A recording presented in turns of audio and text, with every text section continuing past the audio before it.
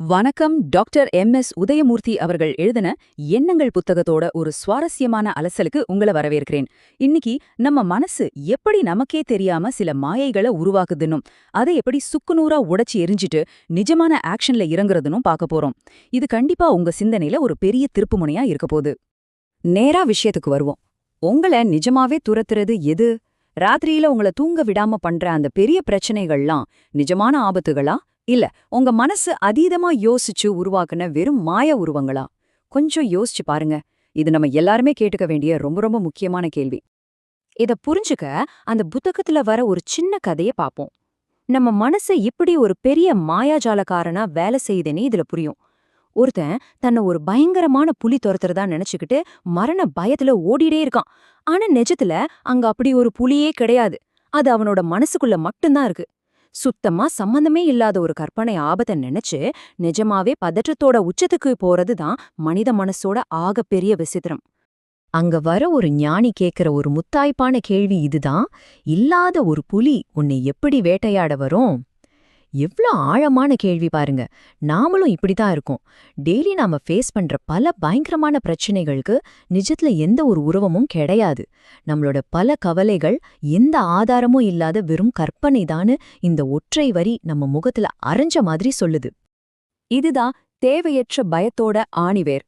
அந்த புத்தகம் ரொம்ப ஆணித்தரமா சொல்ற மாதிரி நாம கொஞ்ச நேரம் நிதானமா நின்னு நம்ம மனசையே ஆராயண பண்ணணும். டெய்லி நாம தீனி போட்டு வளர்த்துட்டு வர்ற அந்த பயம்ங்கிற மிருகம் உண்மையிலேயே அங்க இருக்கா? நம்மள கவ்வி பிடிக்கிற பல பயங்களுக்கு நாமே கொடுக்கிற ஓவர் இம்பார்ட்டன்ஸ் தான் அதையெல்லாம் நிஜமும் நம்ப வைக்குது. பகுதி 7. தாழ்வு மனப்பான்மையை சுக்குநூறாக உடைத்தெறிவோ. ஒரு பக்கம் ஐயோ என்னால இத செய்யவே முடியாது அப்படின்னு நம்மள நாமே தாழ்த்திக்கிற நம்மளோட உள்மனக்குரல். இன்னொரு பக்கம் நான் இத கண்டிப்பா கத்துக்குவேன் அப்படிங்கிற ஒரு யதார்த்தமான வளர்ச்சியை நோக்கிய சிந்தனை. இந்த தாழ்வும் மனப்பான்மைங்கிற இருள விரட்டணும்னா இந்த ஒரு சின்ன ஆனா ரொம்ப உறுதியான வார்த்தை மாற்றம் போதும். இது உங்க வாழ்க்கையே அப்படியே புரட்டி போடுற சக்தி வாய்ந்தது. டாக்டர் உதயமூர்த்தி அவர்கள் இது ரொம்ப அழகா விளக்குறாரு. அதாவது மனுஷங்களோட மனசு எப்படி கவலைகளை சுமக்கிற ஒரு சுமைத்தாங்கியா மாறிடுதுன்னு சொல்றாரு. மனுஷங்களை அலைக்கழிக்கிற இன்னொரு பெரிய மனநோய் இந்த கவலைதான். நமக்கு நாமே கட்டிக்கிட்ட ஒரு மனச்சிறைக்குள்ள நாம வாழ்ந்துட்டு இருக்கோம். இப்படி தொடர்ந்து கவலைகளை சுமந்துகிட்டே இருக்கிறது மனச மட்டும் இல்ல, ஒரு மனுஷனோட மொத்த எனர்ஜியையும் முடக்கி போடுற ஒரு மிகப்பெரிய சுமை. இந்த கற்பனையான கவலைகள் நிஜமாவே நம்ம உடம்புல சில பாதிப்புகளை ஏற்படுத்துது. பயமும் கவலையும் வெறும் ஃபீலிங்ஸ் மட்டும் கிடையாது. புத்தகம் சுட்டிக்காட்டுற மாதிரி அது உடம்ப வியர்க்க வைக்கும், பேசும்போதே வார்த்தைகளை தடுமாற வைக்கும், வயிறு ஒரு மாதிரி குமுட்டிக்கிட்டே இருக்கும்.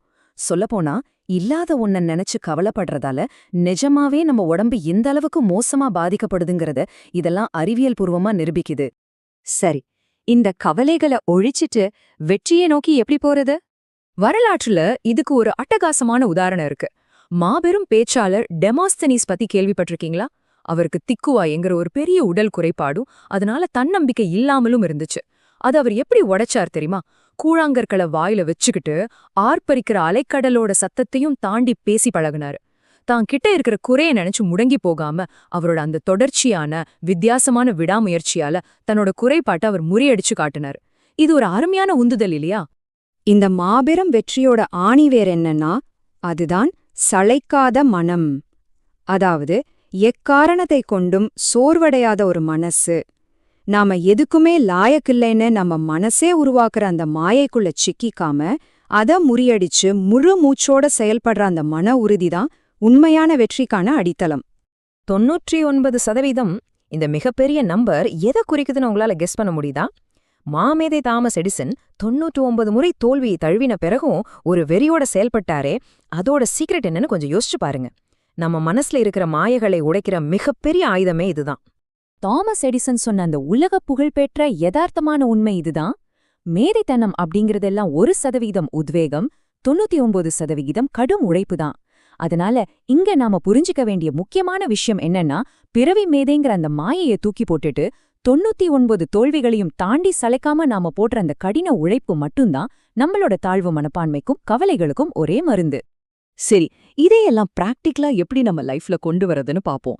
இந்த 3 ஸ்டெப்ஸ் ரொம்ப சிம்பிள், ஆனா பயங்கர பவர்ஃபுல். ஸ்டெப் 1, உங்க மனசுல இருக்கிற அந்த கற்பனை கவலைய, அதாவது அந்த இல்லாத புலிய தூக்கி எறிங்க. ஸ்டெப் 2, எடிசன் சொன்ன அந்த 99% உழைப்ப கொடுங்க. ஸ்டெப் 3, உங்ககிட்ட இருக்கிற அந்த நெகட்டிவ் எனர்ஜிய ஒரு மூலதனமா மாத்தி உங்களோட கவலைகள வெற்றி பூக்களா மலர செய்யுங்க. ஃபைனலா நான் உங்ககிட்ட விட்டுட்டு போக விரும்புற ஒரு ஆழமான கேள்வி இதுதான். இல்லாத கற்பனை புலிகளுக்கு இரையாவதை இதோட நிறுத்திட்டு, உங்களோட நிஜமான 99% உழைப்பை இன்னைக்கே கொடுக்க நீங்க தயாரா? உங்க மனசுல இருக்கிற மாயைகளை இன்னைக்கே சுக்குநூறா உடைச்சிட்டு, யதார்த்த உலகத்துல உங்க வெற்றியை எழுத தொடங்குங்க. நல்லா யோசிங்க, களத்துல இறங்குங்க.